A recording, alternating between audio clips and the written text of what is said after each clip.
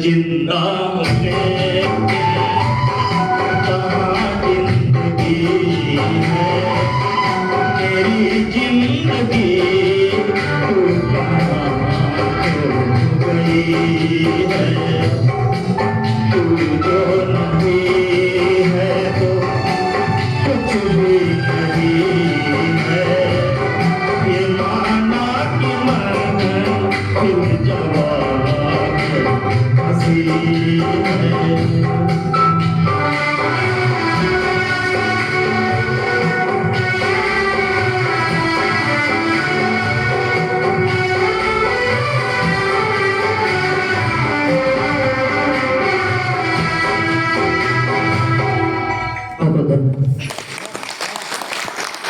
खुशबू देता है सूरज ना बन पाए तो बन के दीपक जलता चल सूरज ना बन पाए तो बन के दीपक जलता चल फूल मिले या अंगारे सच की राहों पे चलता चल सच की राहों पे चलता चल प्यार दिलों को देता है अश्कों को दामन देता है जीना उसका जीना है जोरों को जीवन देता है मधुबन खुशबू देता है चलती है लहरा के पवन के साथ सभी की चलती रहे चलती है लहरा के पवन के साथ सभी की चलती रहे लोगों ने त्याग दिए जीवन के प्रीत दिलों की पलती रहे प्रीत दिलों की पलती रहे दिल वो दिल है जो औरों को अपनी धड़कन देता है जीना उसका जीना है जो औरों को जीवन देता है मधुबन खुशबू देता है करेगी तो अटकाएगी तुम्हारी जिंदगी को लक्ष्य से भटकाएगी उसकी एक झलक के लिए पागल होकर उम्र बर्बाद करोगे तुम भी रो रो कर और ये भी सुनो तुम घर बार दुखी कर दोगे प्यार में यार तुम परिवार दुखी कर दोगे तुम अंधेरे में उसके पास में सितारे हैं तुम अंधेरे में उसके पास में सितारे हैं तुम्हारे जैसे उसके पास कई सारे हैं पहले मोहब्बत के भी वादे होंगे, फिर नींद सुकून चैन सब आधे होंगे, फिर वो आएगी प्यार का मंजिल लेकर, गले तुमसे मिलेगी हाथ में खंजर लेकर, तुम्हारी जिंदगी में सिर्फ पीर डालेगी, एक झटके में तुम्हारे दिल को चीर डालेगी, अपनी बर्बादी के किस्से तुम्हें सुनाओगे, तुम्हें निर्दोष होगे और सजा भी तुम ही पाओगे। अरे आज का प्यार भी आता है निभाने में कहा, अरे आज का प्यार भी आता है निभाने में कहा, राधिका मिलती है मुन्नी के जवाने में कहा। तो अंत में मैं यही कहूंगा कि रूप से कह दो कि देखे दूसरा घर, मैं गरीबी की जवानी हूँ मुझे फुर्सत नहीं। रूप से कह दो कि देखे दूसरा घर, मैं गरीबी की जवानी हूँ मुझे फुर्सत नहीं। झोपड़ी मेरी बहन फुटपाथ है वीरन हमारा, माँ गरीबी कर्ज बाबू दर्द है साजन हमारा, एक सौतन सी मुसीबत हाथ धो पीछे पड़ी, खंडारों से पूछ लेना है कहाँ साजन तुम्हारा। और होंगे वो जो खेले रूप रंगों के खिलौने, और होंगे वो जो खेले रूप रंगों के खिलौने, मैं दुखों की राजधानी हूँ मुझे फुर्सत नहीं, मैं दुखों की राजधानी हूँ मुझे। अवशेष सर अगर आना चाहे तो, नहीं तो फिर। बड़ी अच्छी कविता पढ़ के गए हैं, और खासकर वो प्रेम पर और आज के प्रेम का जो स्वरूप है उस पर वो एक तरह से बात कर रहे थे। निश्चित रूप से कई बार हम लोग कहते हैं कि जो साहित्य है वो समाज का दर्पण है, तो कहीं ना कहीं बात में सच्चाई उस तरह की है, तभी जो कवि है वो लिखता है। इसी पर इसी से जुड़ा हुआ एक शेर है। मैं अक्सर जब मुझे अवसर मिलता है मैं विभिन्न मंचों पर इसको रखता हूँ। हमारे SCRT में ही एक व्याख्याता हुआ करते थे कासिम खुर्शीद, डॉक्टर कासिम खुर्शीद। वो उर्दू के बहुत अच्छे जानकार थे और लिखते थे। मुझे लगता है कि बिहार के नामचीन शायरों में उनका नाम गिना जाता है। उन्हीं का एक शेर है, कई बार जब प्रेम में इस तरह की चीजें उत्पन्न होती हैं तो जो प्रेमी है कई बार अपने आप को धानस बनाता है, जिस तरह से आखिर में आप कह रहे थे। तो वो कासिम खुर्शीद लिखते हैं कि किस तरह एक प्रेमी जो प्रेम में टूटा हुआ है और वो अपने आप को कैसे धानस बनाता है, तो उसी को समेटे हुए पूरा शेर है कि आंखों में कुछ नमी नहीं लगती, आंखों में कुछ नमी नहीं लगती, हाँ किसी की कमी नहीं लगती। अब समंदर भी मेरे एक जुनून में है और हवा भी थमी नहीं लगती कि जिंदगी मेरी और बिताएं आप, जिंदगी मेरी और बिताएं आप, बात कुछ जमी नहीं लगती। तो कई बार होता है प्रेम में पड़ते हैं, उन्हीं के इशारों पे नाचना पड़ता है, चलना पड़ता है, और परिणति क्या होती है आपके उस पूरी कविता में एक तरह से समेटे हुए थे आप। आइए, गला कुछ बढ़िया नहीं लग रहा है, फिर भी आपको निराश नहीं करूंगा। एक शेर मेरा लिखा हुआ भी, मैं जब युवा हुआ करता था, अभी भी युवा है सर? युवा नहीं हूँ अभी, तो प्रौढ़ावस्था की तरफ मैं अग्रसर हो गया हूँ। तो जब इंटरमीडिएट में था उस समय एक जुनून सवार था कि नहीं, कौन सा अंतर्राष्ट्रीय मुशायरा हमसे छूटा होगा, कोई नहीं। वो पटना हो दिल्ली में जब मैं संगीत महाविद्यालय में पढ़ा करता था उस समय भी तो बड़ा शौक था शेरो शायरी सुनने का, गीत गजल ये सारी चीजें सुनने का। वो 3-3 बजे 4-4 बजे रात तक जो है हम कार्यक्रम सुन रहे हैं, और भैया दरवाजा जब वहां से लौट रहे हैं भोर में तो दरवाजा बंद है, और नॉक करें तो नहीं, तुम्हारी सजा है, तुम बाहर ही रहोगे। तो कई बार तरह तरह के जुगाड़ हम लगाते थे कि भाई हम अकेले नहीं जाते थे सुनने, हम अपने किसी मित्र को लेके जाते थे साथ। अब मित्र को लेके गए और मित्र जो है साथ में आया, तो भैया को कहते थे भैया अनिरुद्ध हमारे साथ है, तो तुरंत भैया दरवाजा खोल देते थे। तो इस तरह से उस समय हम लोग उस समय हम भी लिखा करते थे, मैं भी कविताएं लिखता रहता हूँ। कई बार आजकल समय नहीं मिलता इसलिए नहीं लिखता हूँ। एक शेर आपको अर्ज कर रहा हूँ कि कई बार आज आप देखते हैं प्रेम का स्वरूप बदल गया है और प्रेम करने के तरीके भी बदल गए। प्रेम पर बात छिड़ी तो मैं ये बात आपको कह रहा हूँ कि आजकल जबरन प्रेम करना चाहते हैं, है ना? जबरन प्रेम करना चाहते हैं, मतलब ये प्रेम जो है बलात् होती है क्या? बलपूर्वक की जा सकती है क्या? नहीं। ये तो स्वाभाविक सी चीज है जो अनायास हो जाया करती है। और जब जबरन प्रेम करना चाहते हैं तो वो कहते हैं कि तू मेरी नहीं तो किसी की नहीं, किसी और की नहीं।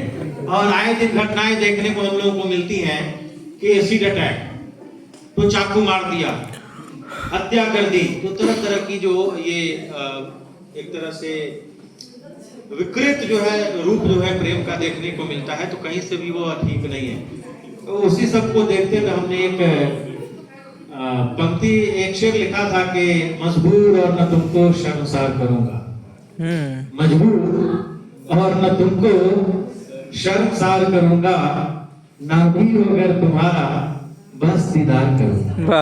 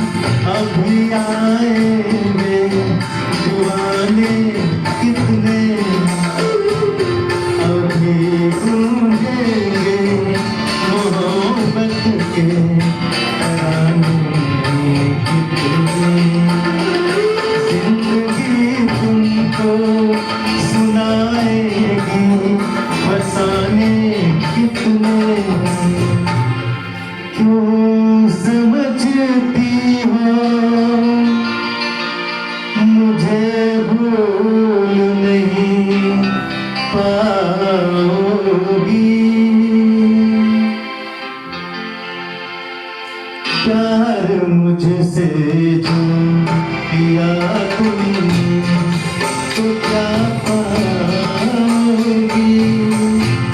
मेरे हालात के आगे में बिखर जाओगी प्यार मुझसे जो किया तुमने तो क्या पाओगी। थैंक यू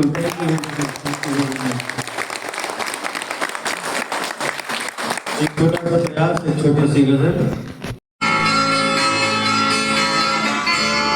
आज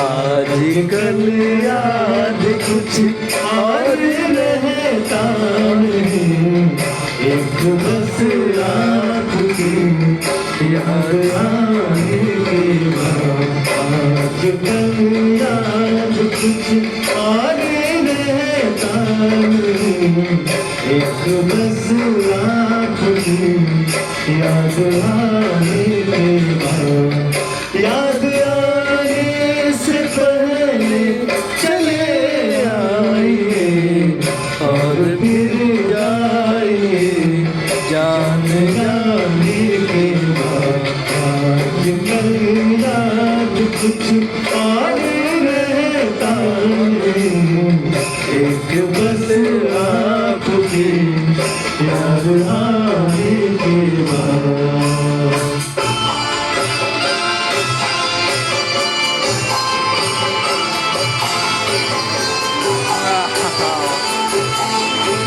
देखिए सर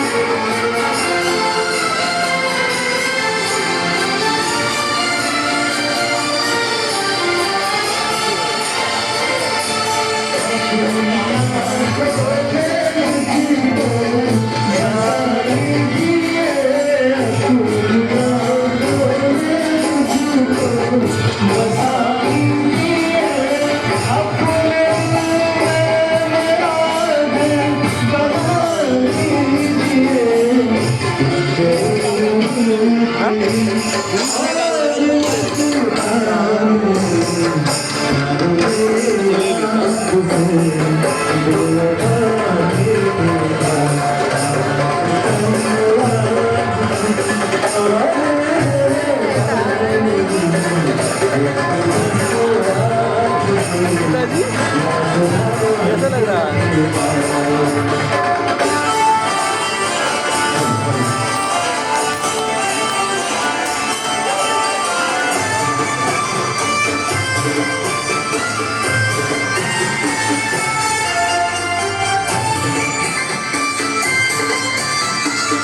गाड़ी घोड़ा आवाज दीजिएगा।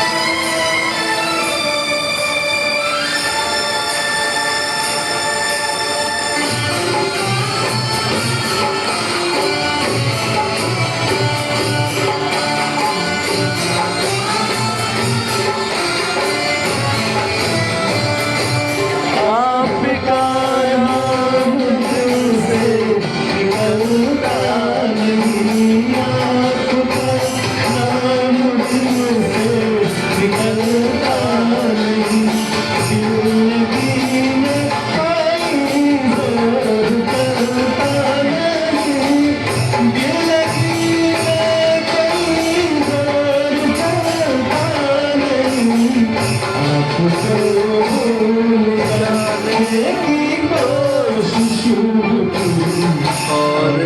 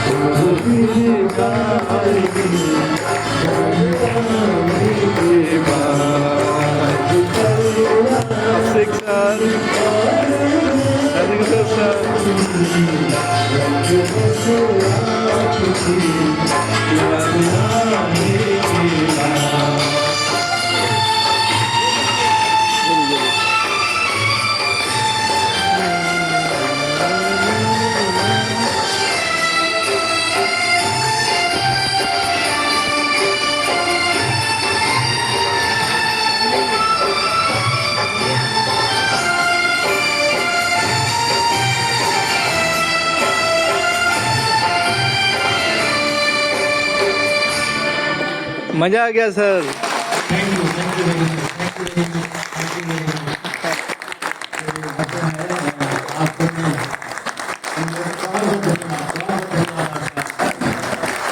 बहुत बहुत धन्यवाद आपका।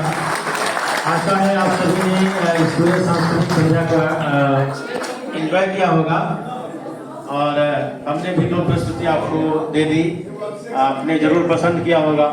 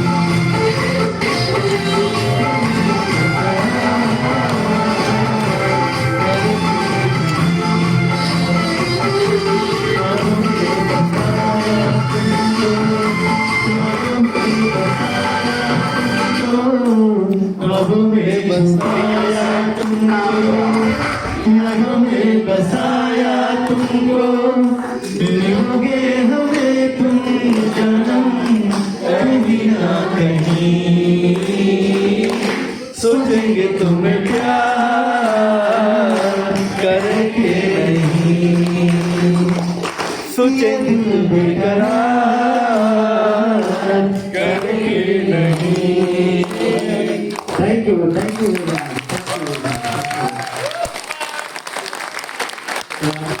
खोज रहे हैं जवाने में सर से बेहतर, अभी भी कुछ लोग खोज रहे हैं जवाने में सर से बेहतर, हम तो सर को सुनकर जवाना छोड़ दिया। अब बात हो रही है।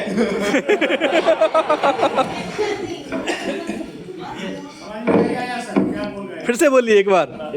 फिर से कहाँ से? शुरुआत से ही। शुरुआत से। हाँ एक बार। सर के भाव और सर के विचारों और सर के गाने को सुनने के बाद मैं सस्य श्यामलता की श्वेतार्क का काराकुलों पर प्रतिबिंबित परावर्तक की अपवर्तक बिंब के आकार का प्रतिकार करके अलौकिक करके कुलवंत अपने जो शब्द थे अलौकिक बिंदुओं को कुलवंशी प्रभाव के आविर्भाव का ज्ञान न मिल पाने के कारण मैं सर के लिए सिर्फ यही बोला कि इसके बाद तो हमने रोना छोड़ दिया, इसके बाद तो हमने रोना छोड़ दिया, दिल ऐसा लगा कि दिल दुखाना छोड़ दिया।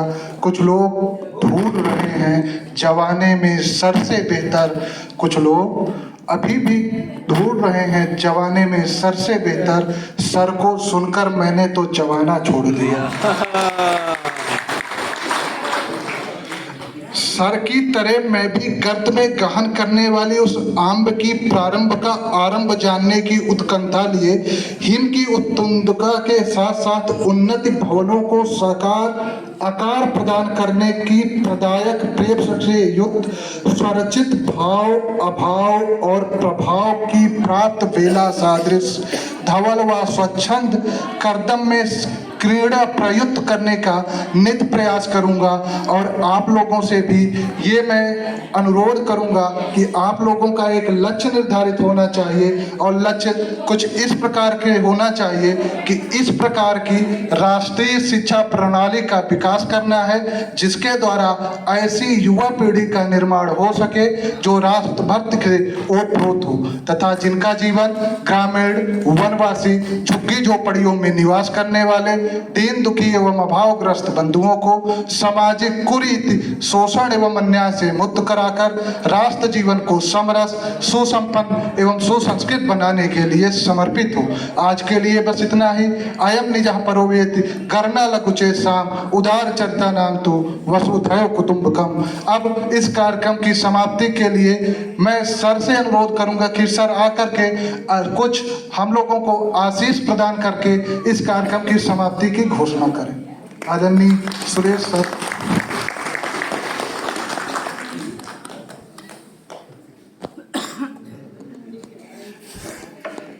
धन्यवाद। किसी से बोलता हूँ, चलिए। बहुत बहुत धन्यवाद। इन्होंने मेरी प्रशंसा में ऐसी ऐसी चीज़ें बोली जो अधिसंग जो हमारे साथी बैठे हैं उनके समझ से परे चली गई। हालांकि ये जो बोल रहे थे मोटे तौर पे अगर देखा जाए तो हमारी प्रशंसा में चीज़ें बोल रहे थे कि भाई हमसा कोई इन्होंने नहीं देखा इससे पहले। लेकिन मैं ये मानता हूँ कि अभी मेरे पिताजी कहा करते थे उठेठी में, मैं वो आपको बताऊंगा कि इन सोचिए कि तुम्हें सबसे ऊपर बाबा तोरो से ऊपर कोई है और उनको से ऊपर कोई है और उनको से ऊपर कोई है, शीर्ष पर कोई नहीं बैठा है। लेकिन हमारी कोशिश होनी चाहिए, जैसा कि हमने कहा था कि एक शिक्षक के रूप में हमको बेहतर अपने व्यक्तित्व को एक मल्टी डायमेंशनल व्यक्तित्व बनाना है, बहुआयामी व्यक्तित्व बनाना है। जब जैसा ज़रूरत पड़ी, जब जैसी आवश्यकता हुई वैसा हम करके दिखा दें, तभी एक शिक्षक जो है पूर्णतया शिक्षक माना जाता है। केवल किताबी किताबी ज्ञान तक सीमित हो जाना मात्र शिक्षक नहीं, शिक्षक का काम, अगर शिक्षक की आचार संहिता पढ़ेंगे, उसको पढ़ेंगे तो उसमें बहुत सारे दायित्व हैं, शिक्षक के कर्तव्य हैं उनका। एक्चुअली अभी ट्रेनिंग का जो हमारा पूरा स्वरूप है, जयेश राजपूत जिस समय एनसीईआरटी के निदेशक हुआ करते थे, उन्होंने एक बात कही थी कि भारतवर्ष में तब लगभग 14,500 के आसपास ट्रेनिंग कॉलेजेस थी। शिक्षक बनाने की जो फैक्ट्री एक तरह से है, उसमें बमुश्किल 5%, 5% ही कॉलेजेस ऐसी थी जो प्रशिक्षण वास्तव में देती थी, बाकी सर्टिफिकेट दुकानों